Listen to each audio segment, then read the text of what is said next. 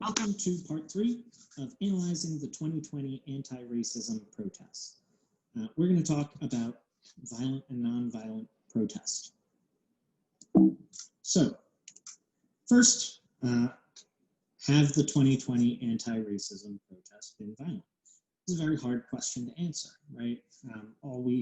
If we're looking at individual media reports, we can often come to conclusions that are biased and incorrect. And this is really important, right? Whether the protests are violent or non-violent and how they are popularly seen has a huge impact on public opinion, both about Black Lives Matter as a goal or a rallying cry, as well as the organization itself.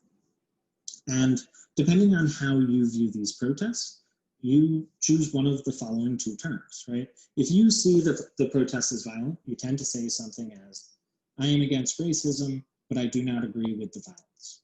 That is, you see the violence as the more important act. Whatever comes second is where you put emphasis on.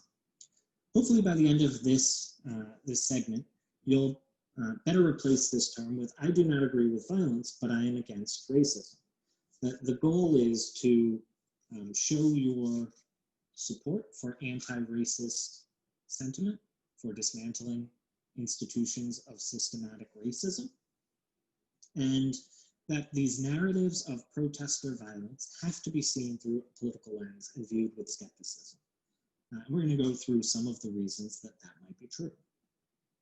So first, let's break down protester violence. Violence is not as simple as there was violence or there was not. And I'm going to start with a quote by Christian Davenport in a blog post he wrote. He's a political scientist at the University of Michigan.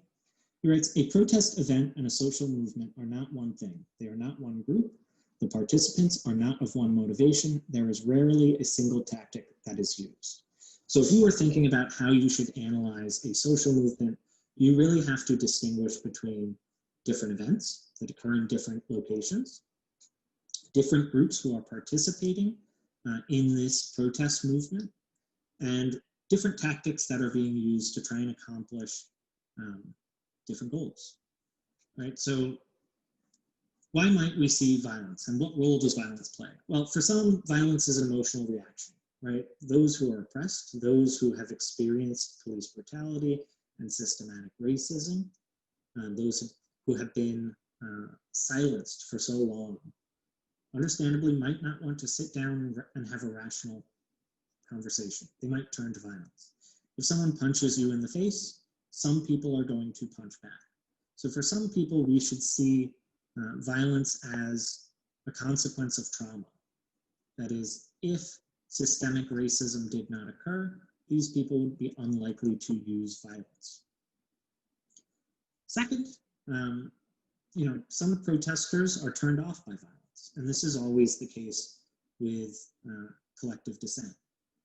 When groups use violence, this tends to make some people leave. Some people say, I am all for peaceful protest and fighting the good fight, but violence is too much for me. So violence as a tactic can push some people away from your movement. Some of the violence we see is strategic. That is, if we look at the image on the left, this is Minneapolis, right as the protests are breaking out, and protesters set the Minneapolis Police Department on fire. This is a very clear signal, right? The police are responsible for violating human rights, violating their oath to protect and serve, and so we are going to burn down the police department to send a message that this will no longer be tolerated. And this strategic violence we can often think of as part of a longer strain of strategies where people have tried nonviolent tactics or lesser tactics, right? Calling their representative official, voting, signing a petition, taking a knee. And all of these tactics have been met with deference or hate. And violence ends up being a tactic of escalation. If you're not going to listen to people being oppressed with peaceful protests, you should expect them at some point to turn to violence, especially when this is life or death for many people. So most movements contain a variety of tactics. Some are violent, some are peaceful.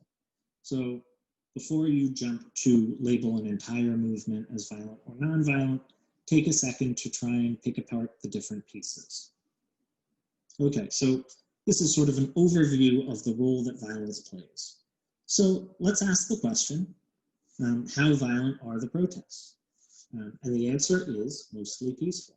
And this is not something that is easy to pick up if you read the news and have read descriptions of these protests. But ACLED, in collaboration with the US Crisis Monitor, has mapped all of the protests for 2020 between May 24th and August 22nd. And the map on the left shows how geographically dispersed these protests are. The blue dots are where we've seen protests. The orange dots are where we've seen riots, violent protests. And the bigger the dot, the more events we have seen. So one thing to take away is that ACLED shows that 93% of demonstrations connected to the Black Lives Matter movement have been peaceful. There's been no violence, no destruction of property. And in fact, peaceful protests reported in over 2,400 locations around the world, around the country. Violent demonstrations have only been in 220 locations, so less than 10%. And where we do see violence, such as in Portland, the violence is contained to a block or two. That is, you could go over 1 or 2 blocks and you might not even know a protest is going on. Despite the scenes in the media that make it look like a civil war zone, this is pretty contained, right? This is not an entire city breaking down into mayhem, although that certainly is entertaining, right? Which is part of the problem. So let's ask, if we wanted to characterize these protests, which term better characterizes all of the 7,750 events we've witnessed? Well, if we break it down into a pie chart, how many of the events have been violent is a very small sliver. How many of the areas that have had protests is also a small sliver, 90%. And it's actually 220 out of 2,400, so it's a little bit less than that. But if we were going to characterize these protests based on this data, we would say peaceful is probably a better description of what we are seeing.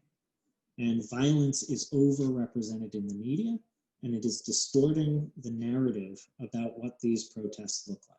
And this narrative is very important. Whether you believe the protests are violent or non-violent depends on how much you support the causes that protesters are advocating for. And if not you, then the general public. So Black Lives Matter protests are peaceful.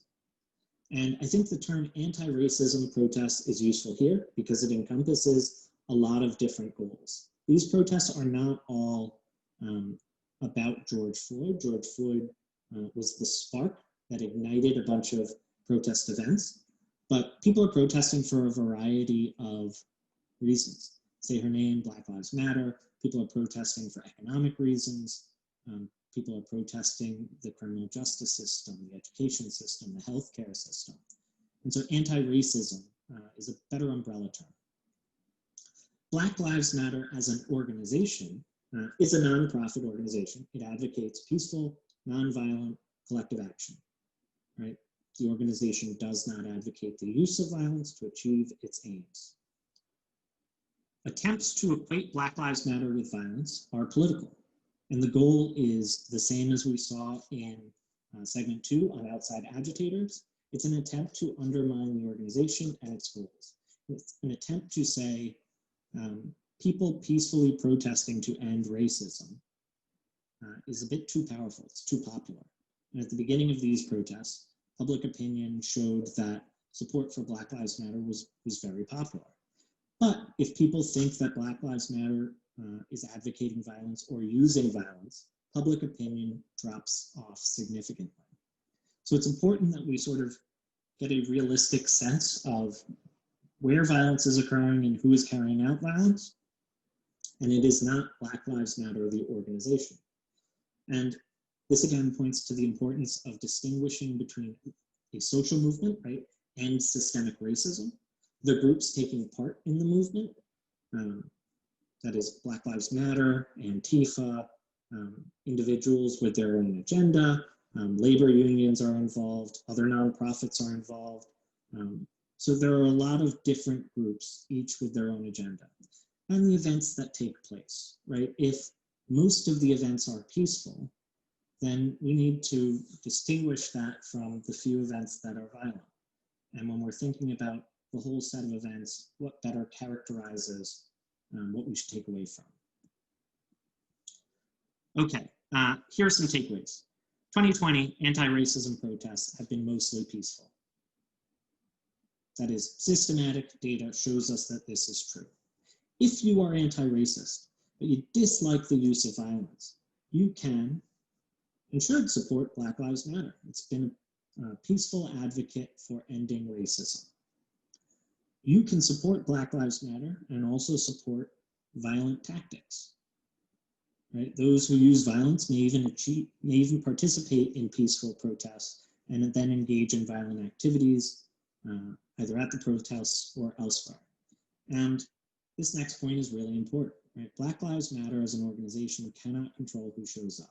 These are peaceful protests. This is not an organization who can say you're allowed in and you're not. Everyone is allowed to protest. These are in public spaces. So they can't control who shows up, what tactics they believe in. But as an organization, they do advocate for peace. So if some people use their name to try and carry out violence, and we talked about in part 2 how white supremacist groups will infiltrate the protests under the name of Antifa or Black Lives Matter and use violence to try and discredit the organization, we should be skeptical about that. Police can control which agents show up. That is, elected officials have control over whether police show up, what tactics they use, and whether they use violence. When police engage in violent repression of peaceful protesters, it increases the likelihood that protests turn to violence. And in the next segment, I'm going to talk about the role of police violence, and the takeaway is that police have been extremely violent. And at least some of the violence we've seen in protests could have been avoided if police behaved differently. All right, stick around for part 4, police repression.